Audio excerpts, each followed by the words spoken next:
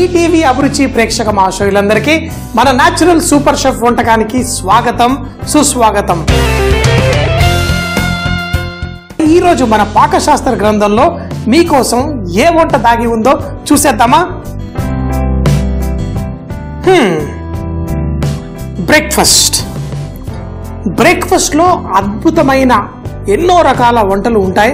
మన ఇళ్లలో అయితే ఉప్మా, దోశ, వడ, పూరి ఇవన్నీ చేసేసుకొని తినేస్తూ ఉంటాం. సో ఇటీవల నేను యూరప్ వెళ్ళినప్పుడు రాగిని నాకు చాలా అద్భుతంగా నచ్చిన ఒక ఐటమ్ కాంబినేషన్. కోడిగుడ్లు మనము తింటాం, కానీ కోడిగుడ్లు మష్రూమ్ కలిపి చేసుకున్న ఆ బ్రేక్ఫాస్ట్ ఐటమ్ చాలా చాలా అద్భుతంగా నచ్చింది. రోజు పడి తిన్నామంటే మరి కరెక్టే అది. సో మరి ఈరోజు అద్భుతమైన బ్రేక్ఫాస్ట్ లో మనందరికీ తెలుసు, మన దేశంలో ఉన్నది బయటికి వెళ్ళి చాలా పాపులర్ అనే వాటిల్లో పరాటా. ఈ పరాటా ఈ మష్రూము కోడిగుడ్డు కలిపి మనం ఈ పరాటా చేసుకుందాం. చాలా టేస్టీగా ఉంటుంది.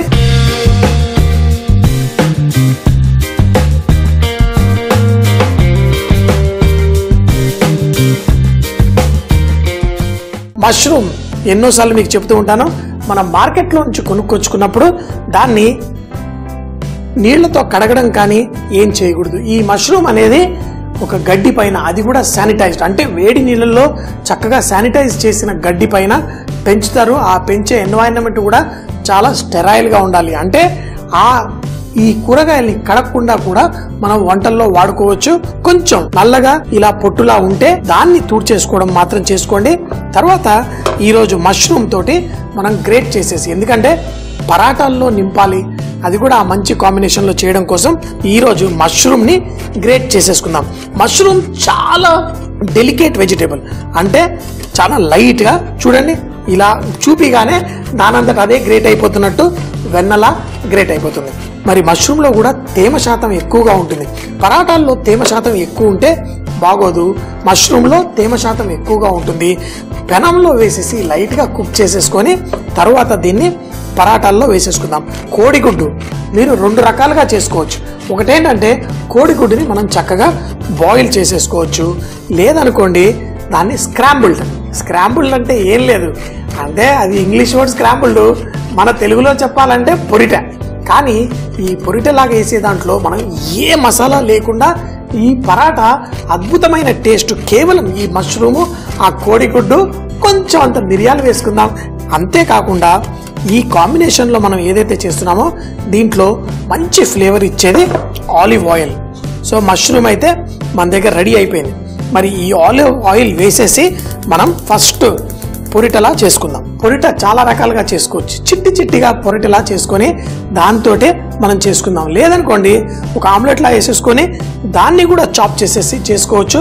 కాకపోతే ఈరోజు మష్రూమ్ని కూడా ఇందులో వేసి కుక్ చేస్తున్నాను. మనం ఏదైనా పరాటాలో స్టఫింగ్ చేసుకునేటప్పుడు మరీ ఎక్కువగా నూనె అవి వేయకూడదు. కాబట్టి ఈ ఆలివ్ ఆయిల్ కూడా మనం కేవలం ఒక చెంచా వేసుకుందాం. వేసుకొని దీంట్లో మనం కోడిగుడ్డు స్క్రాంబ్లింగ్ చేసుకుందాం. దీన్ని కొంచెం సేపు స్లోగా వేడెక్కిన తర్వాత దీంట్లో మష్రూము వేసి చేసుకుందాం. కొంచెం నూనె వేడెక్కిన తర్వాత ఈ మష్రూమ్ వేసేసుకుందాం. మష్రూమ్లో తేమ ఎక్కువ ఉంటుందన్నాను, ఈ మష్రూమ్లో నుంచి తేమ ఇట్టే బయటకు వచ్చేస్తుంది. మరీ ఎక్కువ ఉప్పు వేయకూడదు, ఎందుకంటే మష్రూమ్లో అలాగే కోడిగుడ్లో కూడా సహజంగా కొంచెం ఉప్పు ఉంటుంది. అందుకనేసే మనం కొంచెం ఉప్పు వేసుకుంటే సరిపోతుంది. అలాగే దీంట్లో మరి మిరియాలు కూడా మనం చక్కగా క్రష్ చేసుకున్న మిరియాలు ఇందులో వేసేసుకుందాం. మరి ఫ్లేవర్ వచ్చేసిందా అంటే వచ్చేసింది. కేవలం ఉప్పు, కొంచెం మిరియాల పొడి, ఈ మష్రూమ్ తోటే మనకి అద్భుతమైన టేస్ట్ దీనికి వచ్చేస్తుంది. సాటే చేసుకొని ఇప్పుడు మన కోడిగుడ్డు జస్ట్ ఇలా కొట్టి వేసుకుందాం. మంట బాగా తగ్గించేసుకుందాం. మరీ ఆమ్లెట్లా అయిపోకూడదు.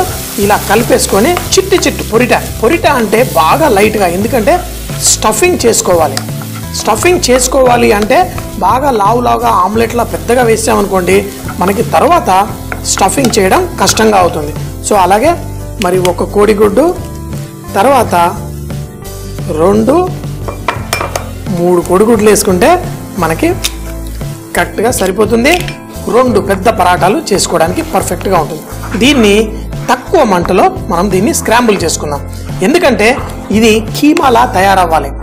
ఇప్పుడు మనకు చూడండి చక్కగా సాఫ్ట్గా మనది రెడీ అయిపోయింది. దీన్ని మరీ ఎక్కువగా కూడా కుక్ చేయొద్దు, స్టాప్ చేసేసుకొని మంట ఆపేసాను. అయినా కలుపుతూనే ఉండాలి కొంచెం సేపు, అప్పుడే ఇది మనకి చక్కగా సాఫ్ట్గా స్టఫింగ్కి పనికొస్తుంది. ఇంకో రకంగా ఏంటి అంటే స్క్రాంబుల్డ్ ఎగ్లో కొంచెం అంత పాలు కూడా వేస్తారు. అయితే ఆ స్క్రాంబుల్డ్ ఎగ్ మనకి ఎందుకంటే ఇది పరాటాలో వెళ్తుంది కాబట్టి మనం పాలు వేయలేదు. మీరు వెళ్ళి రెసిపీస్ ఎక్కడన్నా చూస్తే కనుక స్క్రాంబుల్డ్ ఎగ్ చేసుకున్నప్పుడు కొంచెం పాలు వేస్తారు, ఆ మాయిశ్చర్ ఉంచడం కోసం. కోడిగుడ్డు పొరిట మనకి పర్ఫెక్ట్గా ఉంది. అయినా కానీ ఒకవేళ మీకు డౌట్ వచ్చిందనుకోండి, తేమ ఎక్కువ అనిపించిందంటే నా దగ్గర ఓట్స్ ఉన్నాయి, ఓట్స్ కొంచెం వేసాను. అదే కనుక మన ఇళ్లలో అటుకులు ఉంటాయి, మురమరాలు ఉంటాయి, దాన్ని కూడా మిక్సీలో వేసి లైట్గా పొడి చేసేసి ఇందులో వేసి కలిపేసుకున్నారు అంటే మీకు మంచి కాంబినేషన్లో ఇది రెడీ అయిపోయింది. ఇప్పుడు దీన్ని స్టఫింగ్ చేసుకుందాం. చూడండి, మీరు ఎప్పుడైనా దీన్ని చక్కగా ఈ విధంగా ఉండాలి. మరొకటండి, చాలా ఆ కోడిగుడ్డు ఆ టేస్ట్ అదిరిపోయింది. మరి పరాటాల్లో నింపేసుకుందామా? పరాటా పిండి చేసుకోవడం చాలా చాలా సింపుల్ కదా. అందులో తగినంత ఉప్పు, అలాగే పిండి కలిపేటప్పుడు కొంచెం నూనె కూడా వేసేసుకుంటే మనకి చాలా సాఫ్ట్గా ఉంటుంది. ఇందులో కొంచెం నూనె, అలాగే నీళ్లు, తగినన్ని నీళ్లు పోసేసుకొని దీన్ని పిండి సాఫ్ట్గా కలుపుకోవాలి. మనం చపాతీలకి కొంచెం గట్టిగా కలుపుకున్నా పర్లేదు, కానీ ఈ స్టఫింగ్ చేసుకునే పరాటాలకు మాత్రం చక్కగా పిండి సాఫ్ట్గా కలుపుకుంటే ఈ స్టఫింగ్ చాలా ఈజీగా పెట్టుకోవచ్చు. ఈ పిండిని చక్కగా మర్దన కూడా చేసుకోవాలి. అయితే ఈ పిండి కలిపిన తర్వాత వెంటనే పరాటాలు చేయడానికి చూస్తారు. అలా కాకుండా మీరు ఫస్టే పిండి కలుపుకొని ఒక 10 నిమిషాల పాటు దీన్ని రెస్ట్ ఇస్తే మన పరాటాలు చక్కగా పర్ఫెక్ట్గా వస్తాయి. పిండి చేసుకున్న తర్వాత కూడా దీన్ని మర్దన చేసేటప్పుడు కొంచెం అంత చేతికి నూనె అంటించుకొని దీన్ని మర్దన చేసేస్తే మన చేతికి అంటుకోకుండా ఉంటుంది.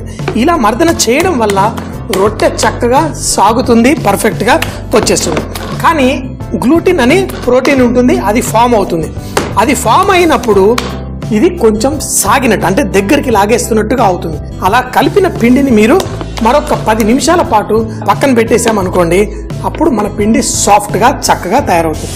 మనం సాఫ్ట్గా కలిపేసుకున్న పిండిని మనకు కావాల్సిన సైజులో చేసేసుకొని ఇలా పక్కన రెడీగా పెట్టేసుకున్నాం అనుకోండి. తరువాత మనం ఈ స్టఫింగ్ ఏదైతే ఉందో దీన్ని కూడా ఉండల్లా చేసుకొని పెట్టేసుకున్నాం.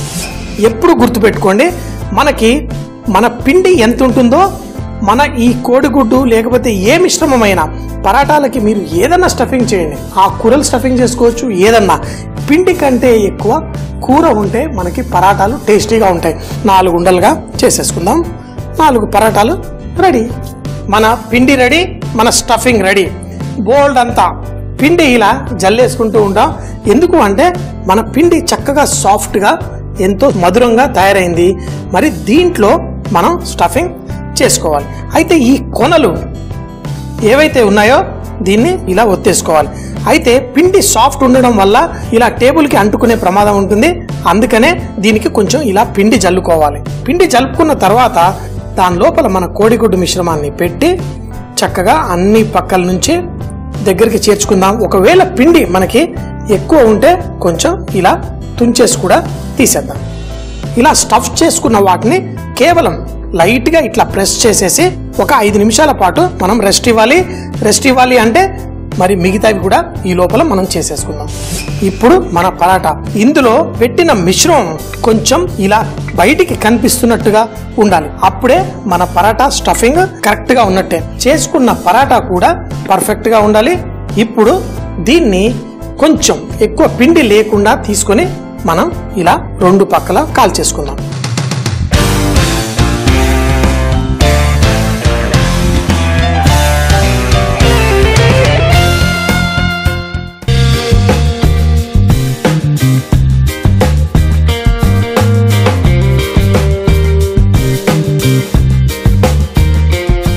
పరాటాలు కాల్చుకునేటప్పుడు కూడా ఒక గుడ్డ లాంటిదో లేకపోతే ఒక పేపర్ టవల్లో పెట్టుకొని దీని మీద ఎక్స్ట్రా పిండి ఏదన్నా ఉంటే దాన్ని మనం ఇలా పేపర్ టవల్తో తూడ్చేస్తే ఆ పిండి నల్లగా అయి మన రొట్టెలు మరీ ఎక్కువగా కాలకుండా ఉంటాయి. మరి ఆలివ్ ఆయిల్ ఫ్రైయింగ్కి వాటికి పనికిరాదు.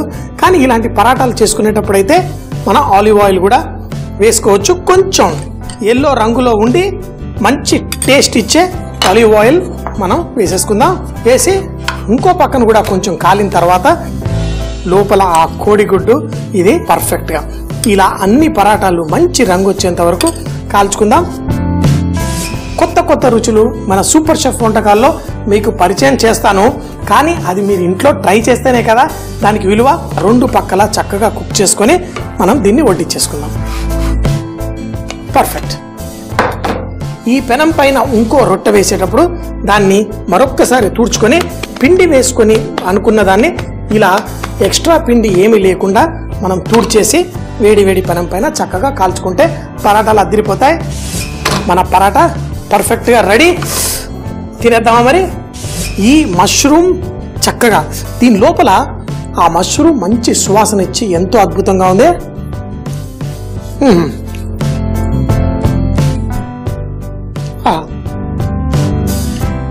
చాలా సింపుల్గా కొంచెం కావాలి అంటే మరి యూరోపియన్ ఎంతైనా కొంచెం చేసిన తర్వాత కొంచెం తెలుగు నాలుగు వచ్చేస్తుంది కదా, కొంచెం ఆవకాయ పెరుగు ఏది లేకపోయినా ఇందులోనే మంచి సువాసన ఉంటుంది.